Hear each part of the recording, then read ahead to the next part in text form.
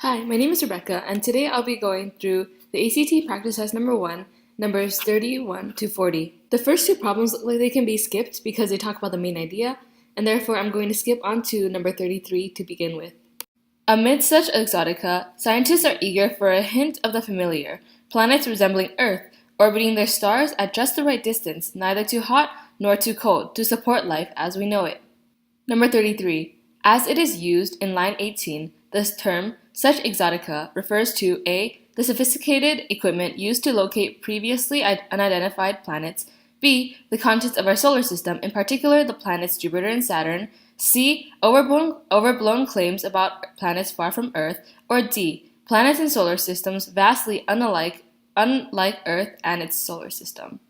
So now that we know the answer is D, according to the context of the first paragraph. To be more specific, what it means is that in line 18, it says, amid such exotica, scientists are eager for a hint of the familiar, planets resembling Earth, which means that typically the exotica would mean that the planets do not resemble Earth. And that is what answer choice D tells us. Number 34. What is the main idea of the second paragraph, which are in lines 18 to 30? F. Recently discovered exoplanets have disappointed scientists. G. Some exoplanets were once thought to be stars at the center of their solar systems. H. Some recently discovered exoplanets spin on their axis at the same speed that Earth spins on its axis. J. Planets that resemble Earth are extremely hard to detect.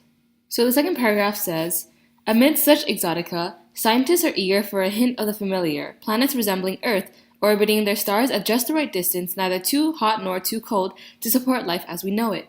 No planets quite like our own have yet been found, presumably because they are too inconspicuous. To see a planet as small and dim as ours amid the glare of its star is like trying to see a firefly in a fireworks display. To detect its gravitational influence on the star is like listening for a cricket in a tornado.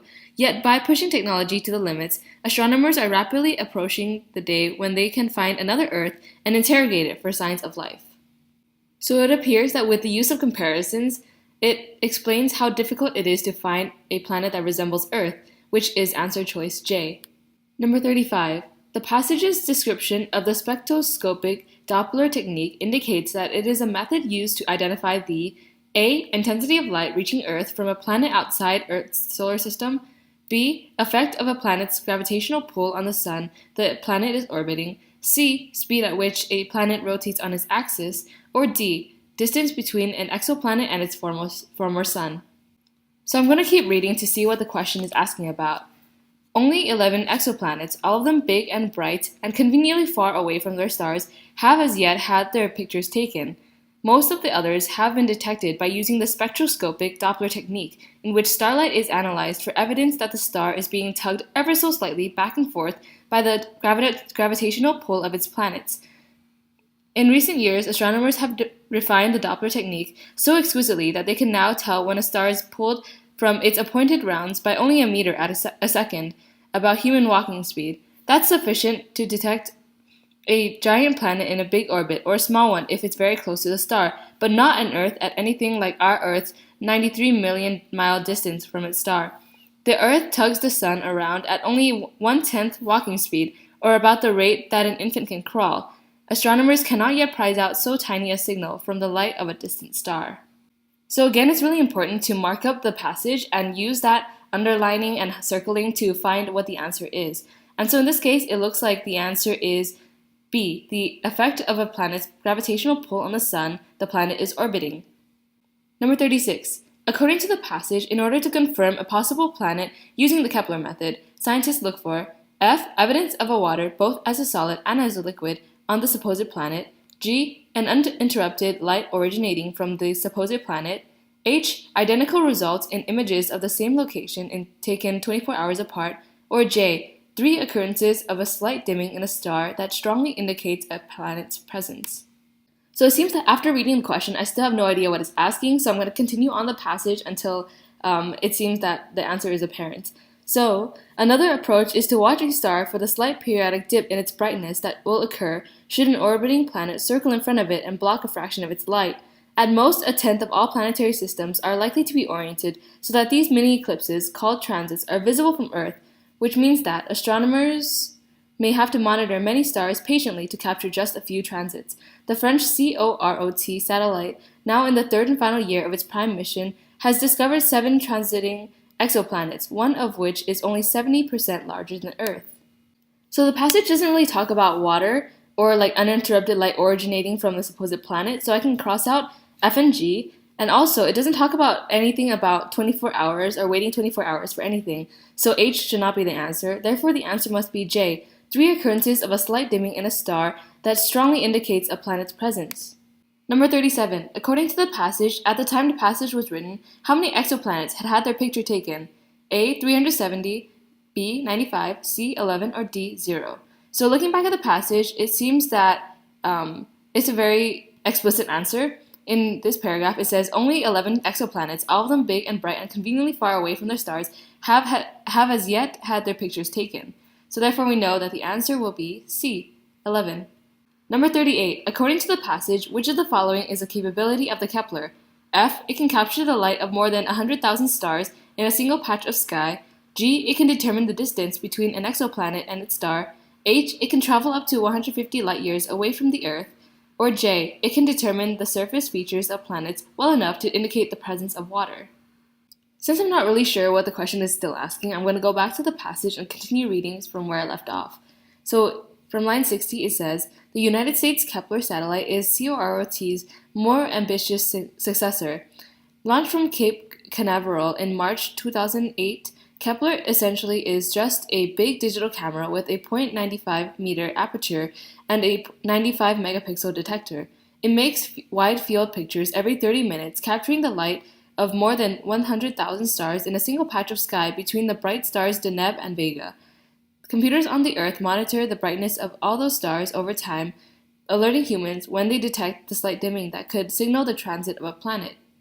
So going back to the question, it seems that a lot of these answers are tricky because they seem correct, but only F is completely accurate with what the passage tells us. So in these cases, it's most important to focus on the passage and textual based evidence rather than personal knowledge or anything else that sounds correct.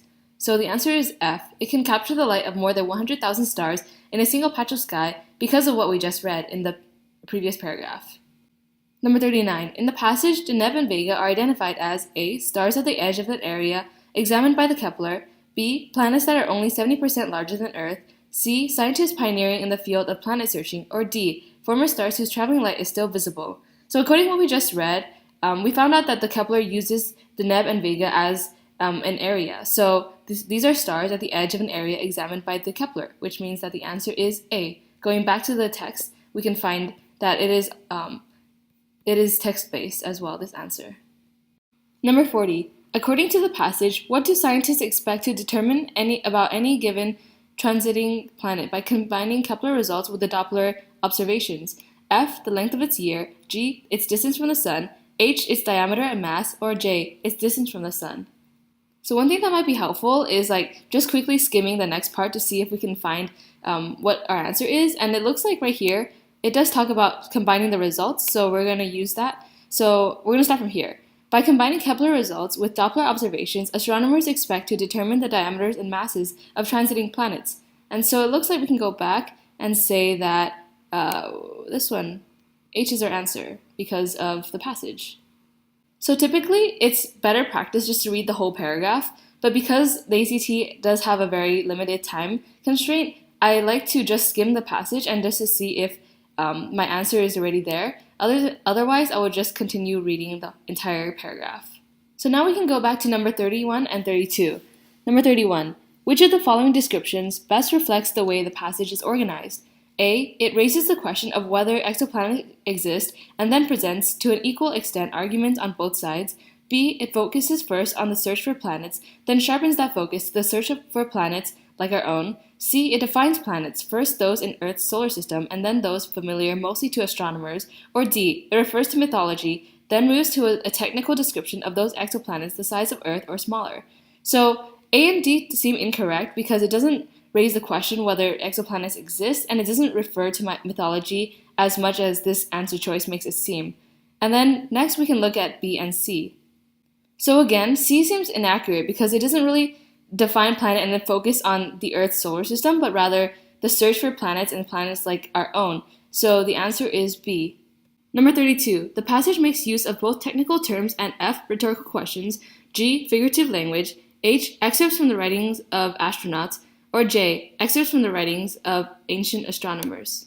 So not only does the passage not mention rhetorical questions or excerpts from anyone's writings, but also it uses figurative language when it's trying to compare, like right here, for listening for a cricket in a tornado or finding a firefly in a fireworks display. And so our answer must be G, figurative language.